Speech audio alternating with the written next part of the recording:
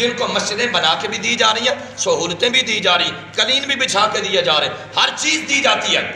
اور اگر وہی مسلمان ان کے نظام کے مقابلے میں، ان کے نصاب کے مقابلے میں نصاب مصطفیٰ کا ذکر کرے اور نظام مصطفیٰ کا ذکر کرے، وہ فوراً کہیں گے ان کو نکالو باہر، ان کو دفع کرو یہاں سے۔ یہ کون ہوتا ہے جو میرے نظام کے مقابلے میں نظام کی بات کرتا ہے؟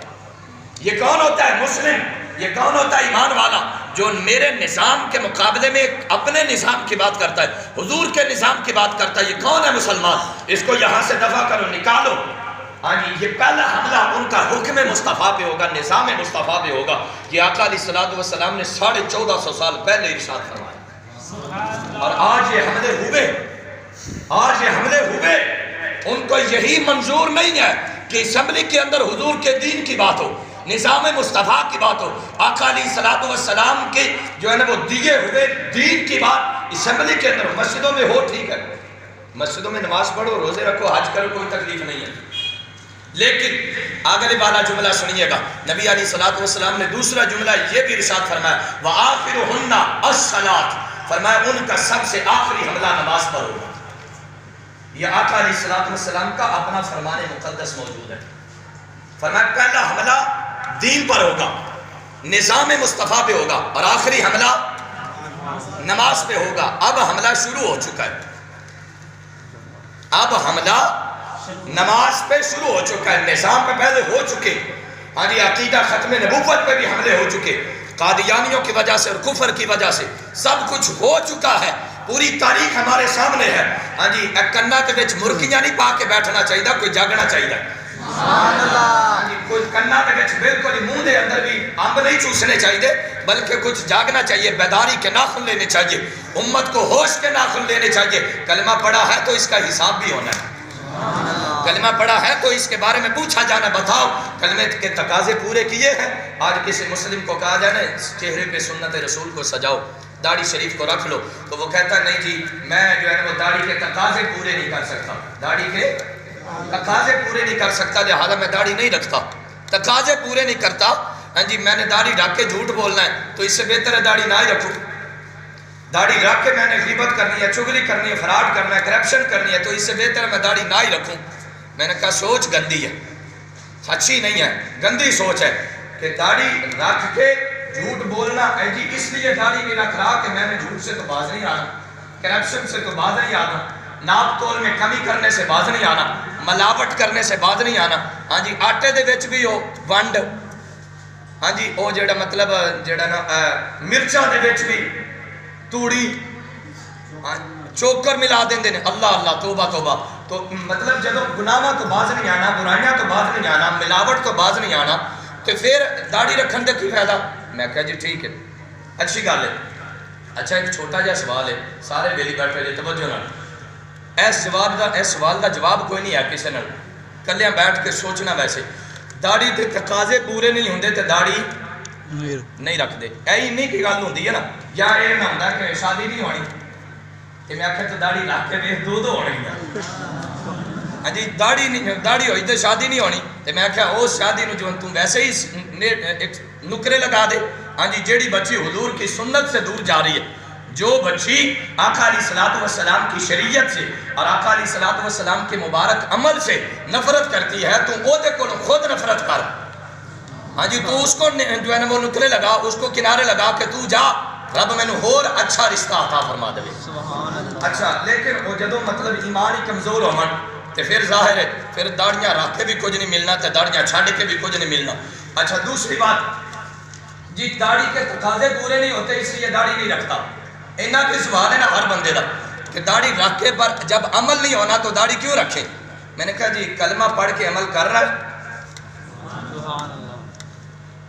کلمہ پڑھ کے عمل کر رہا ہے؟ جی نہیں، تو میں نے کہا عمل نہ کرنے کی وجہ سے داڑھی چھوڑ دی کہ تقاضے پورے نہیں ہوں گے اس لیے داڑھی نہیں رکھی، تو کلمہ کے تقاضے پورے نہیں ہو رہے پھر کلمہ کیوں پڑھ رہا ہے؟ اس کا جواب نہیں ہے کسی کے پاس بھی، سوچتے رہیں، صدیوں سوچیں، سالوں سوچیں۔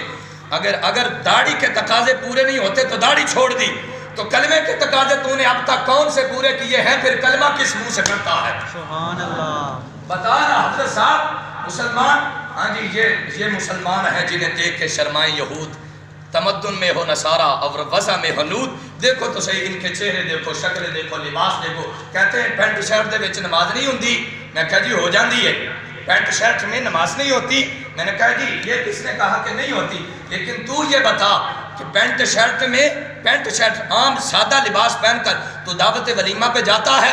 اے نہیں جی. بطور مہمان جاتا ہے؟ اے جی نہیں جی. ہاں جی کسی کچہری میں، کسی تھانے میں، کسی عدالت میں، کسی اچھی دعوت پہ جاتا ہے؟ اے نہیں. میں کہا جیڑا لباس پہن کے تو اچھی دعوت پہ نہیں جا سکتا، وہ لباس پہن کے تو بادشاہ کے گھر آ سکتا ہے؟ سبحان اللہ. اتنی بھی شرم حیا نہیں ہے کہ جو ہے نا وہ اللہ کے گھر میں آنا ہے تو لباس کون سا پہنا؟ حضور شہنشاہ بغداد رضی اللہ تعالیٰ عنہ بادشاہ تو بھی زیادہ قیمتی لباس پہن کے رب دی بارگاہ وچ کھڑے ہوندے سن. بادشاہ تو زیادہ قیمتی آپدا جبہ مبارک ہوندا سی. شہنشاہ بغداد فخر دے بادشاہ، درویشی دے بادشاہ، تصوف دے بادشاہ، سلطان الاولیاء. آپ اللہ دی بارگاہ دے اندر جو نماز پڑھن واسطے حاضر ہوندے سن نا تے جمعہ بالخصوص جمعے دے موقع تے آپ بادشاہاں تو بھی زیادہ قیمتی جبہ اور لباس پہندے ہوندے سن. اسی بھی کدی اتنا اہتمام کیتا ہے، اسی جیڑے کپڑیاں چ ستے ہوئے وہی کپڑے پہن کے مسجد چ آ جاندے، وہی لباس پہن کے کہتے ہیں جلدی جلدی نماز فجر پڑھے. میں نے کہا دفتر میں جانے کے لیے بڑا اہتمام ہے، دفتر میں جانے کے لیے بڑا اہتمام ہے، اللہ کے گھر میں آنے کے لیے کوئی اہتمام نہیں. کب ہم سوچیں گے، کب سمجھیں گے مسلمان اتنے گر چکے ہیں؟ ہاں جی اتنی مطلب ذہنی سوچ فکر اتنی گراوٹ کے اندر جا چکے ہیں، اتنی کیا ہے ہاں جی بستی کی طرف جا چکے ہیں. گلیاں دے اندر قرآن پاک بیچے جاندے ہیں، گلیاں دے اندر بازاراں دے اندر. اگے حضرت صاحب بیٹھے نے، پیچھے سائیکل دے اوتے موٹر سائیکل دے اوتے قرآن پاک رکھے ہوئے. کی ہو رہا جی؟ قرآن پاک لے لو جی، ہاں جی حدیث کی کتابیں لے لو جی، ہاں جی یہ دین کی کتابیں لے لو جی. میں نے کہا جی فزکس کی کتابیں کیوں نہیں بیچی جاتی اس طرح بازار میں؟ کیمسٹری کی کتابیں جو ہے نا وہ اس انداز میں کیوں نہیں بیچی جاتی؟ بیالوجی کی کتابیں اس انداز میں کیوں نہیں بیچی جاتی؟ ہاں جی دیگر دنیاوی کتابیں بازار میں سائیکل پر موٹر سائیکل پہ رکھ کے کیوں نہیں بیچی جاتی؟ صرف قرآن اس انداز میں جو ہے نا وہ گلیوں میں بازاروں میں ہاں جی جو ہے نا وہ اس کو ذلیل و خوار کیا جائے، اس کو جو ہے نا وہ پستی کی طرف لے جایا جائے. دوسری کتابیں خریدنی ہوں تو بازار جاتے ہیں، دکان پر جاتے ہیں، اگلا بندہ اپنی مرضی کا ریٹ لگا کے دیندہ ہے. میں نے کہا قرآن پاک کو لینے کے لیے، خریدنے کے لیے ہاں جی اس کے لیے ہم بازار نہیں جا سکتے، دکانوں پر نہیں جا سکتے، مکتبوں میں نہیں جا سکتے. اتنی ذہنی جو ہے نا وہ مطلب سطح گر چکی ہے، اتنی سوچ اور فکر گر چکی ہے کہ قرآن پاک گلیوں میں پھیرے جائے، گلی گلی میں، محلے محلے میں، اور ہر گھر کے دروازے پر دستک دی جائے. مسجدوں میں آ کے اعلان کیا جائے جی مسجد میں قرآن آیا لے لو. آپ باتیں سمجھ رہے ہیں؟ محبت سے بولیں سبحان اللہ. سبحان اللہ. یہ کچھ چند کھری کھری باتیں ہیں جو عرض کرنا ضروری سمجھتا ہوں کہ دنیاوی کتابیں بازار سے ملے گی، دکان سے ملے گی، قرآن پاک گلیوں میں بازاروں میں جو ہے نا وہ مطلب اس کو جی وہ بھی پیچھے رکھ کے. میں نے کہا یہ ادب ہو رہا ہے قرآن پاک کا، یہ ادب ہو رہا ہے قرآن پاک کا. نبی علیہ الصلوۃ والسلام نے تو یہ فرمایا کہ من وقر القرآن وقر اللہ، جس نے اللہ کے قرآن کی تعظیم کی اس نے اللہ کی تعظیم کی. آپ اندازہ فرما لیں اللہ کی تعظیم کتنی ہونی چاہیے دل میں. جتنی اللہ کی تعظیم ہے اتنی ہی اس کی کتاب کی تعظیم ہے، اتنی ہی اس کے جو ہے نا جتنا اللہ کا ادب ہے، اللہ کی بارگاہ کا ادب ہے، یعنی اتنا ہی اللہ کے قرآن کا، اللہ کی کتاب کا ادب ہے. ہاں جی جملہ حدیث پاک کا سماعت فرمائے. نبی علیہ الصلوۃ والسلام نے ارشاد فرمایا صحابہ میرے دین پر ایسا وقت آئے گا، ایسا وقت آئے گا کہ جب جو ہے وہ دین پر جو ہے وہ دین کا حلیہ بگاڑا جائے گا، سب کچھ کیا جائے گا، نظام پر بھی حملے ہوں گے، نماز پر بھی حملے ہوں گے. یا رسول اللہ صلی اللہ علیہ وسلم ما نصنع، ایسے ماحول میں ہمیں کیا کرنا چاہیے؟ فرمایا نشروا بالمناشر وحملوا علی الخشبہ. آقا علیہ الصلوۃ والسلام نے فرمایا آروں کے ذریعے چیر دیے جاؤ، سولیوں پر لٹکا دیے جاؤ، پھر بھی میرے دین پر آنچ نہ آنے دے. سبحان اللہ. یہ محبوب علیہ الصلوۃ والسلام کا فرمان ہے. کلمہ صرف پھول کھانے کے لیے نہیں پڑھا جاتا، کلمے کا مطلب ہی امتحان ہے، کلمے کا مطلب ہی آزمائش ہے، کلمے کا مطلب ہی جو ہے نا وہ جان کی بازی لگانا ہے، کلمے کا مطلب ہی جہاد ہے، کلمے کا مطلب ہی رب ذوالجلال کے احکامات پر اور محبوب علیہ السلام کی عزت اور نموز، آپ کی تعلیم پر، آپ کے نظام پر، آپ کی نماز پر، آپ کے روزے پر، آپ کے حج پر اور آپ کی ہر ادا پر مر مٹنے کا نام کلمہ طیبہ ہے۔ سبحان اللہ۔ کلمے کا مطلب صرف جو ہے نا وہ مطلب حلوے کھانے کا نام نہیں ہے، کلمے کا مطلب صرف 11ویں کھانے کا نام نہیں ہے، کلمے کا مطلب صرف 3 10 40 کا ختم دلانے کا نام نہیں ہے، کلمے کا مطلب ہے کہ ابتدا بھی امتحان ہے، انتہا بھی امتحان ہے۔ اسلامی سال کی ابتدا بھی دیکھو اور انتہا بھی دیکھو، ایک طرف ذوالحج شریف ہے، 10 ذوالحج شریف قربانی، اور پیچھے محرم شریف ہے، محرم بھی قربانی ہے، ذوالحج شریف بھی قربانی ہے۔ ایک اسلامی سال کا پہلا مہینہ ہے، دوسرا آخری مہینہ ہے۔ گویا اسلام بتاتا ہے جس نے کلمہ پڑھا ہے اس کی ابتدا بھی امتحان ہے، اس کی انتہا بھی امتحان۔ سبحان اللہ۔ جی یہ کوئی خالہ جی کا واڑا تھوڑا ہی ہے، دس کے بولو سبحان اللہ۔ سبحان اللہ۔ السلام نے ارشاد فرمایا تواڈے وچوں جنوں مرضی پھول کے دیکھ لو، انہیں کہنا میرے تو بڑا عاشق رسول ہی کوئی نہیں۔ میں کہوں گا مجھ سے بڑا عاشق رسول کوئی نہیں، آپ کہیں گے ہم سے بڑا عاشق رسول کوئی نہیں، ہم سے بڑا دین کا خیر خواہ کوئی نہیں۔ میں نے کہا جی دین کا خیر خواہ یہاں سے پتہ چل جاتا ہے کہ ہماری سوچ اور فکر کدھر جا رہی ہے۔ اندر ٹھیک ہے جی کرونا آ رہا ہے، مسجدیں بند ہونیاں چاہیے نے۔ میں کہا اچھا صرف مسجدیں ٹارگٹ کی جا رہی ہیں، اے میڈیا بند نہیں ہو سکتا،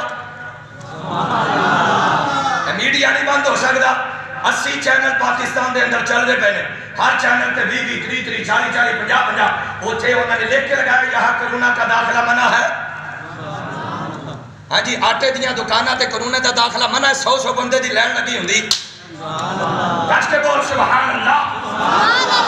ہاں جی مطلب باقی ہر جگہ تے کرونا دا داخلہ منع ہے، ممنوع ہے کہ یہاں کرونا کا داخلہ ممنوع ہے۔